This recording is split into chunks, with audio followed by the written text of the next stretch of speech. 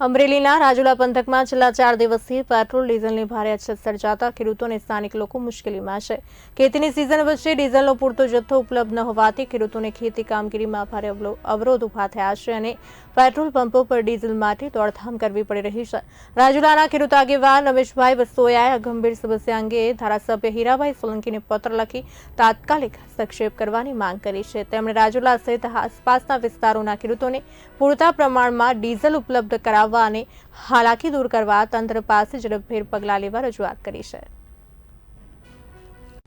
હાલ રાજુલામાં ડીઝલની તંગી હોય જેની ખેડૂતો દ્વારા રજૂઆત થતાં મેં ધારાસભ્ય શ્રી હીરાભાઈ સોલંકી માર્કેટયાર્ડ બજાર નિયંત્રણ બોર્ડના પ્રમુખ દિગ્વિજયભાઈ અને મામલતદાર સાહેબને લેટર લખેલો છે કે ભાઈ ખેડૂતોને અત્યારે ચોમાસું સિઝનની તૈયારી કરવાની હોય અને ખેડૂતોને ખાસ ડીઝલની જરૂર હોય તો ખેડૂતો માટે અલગ જથ્થો ફાળવી અને ખેડૂતોને ડીઝલ મળે એવી વ્યવસ્થા કરવામાં આવે। કારણ કે ખેડૂતો 4-5 કિલોમીટર ગામડેથી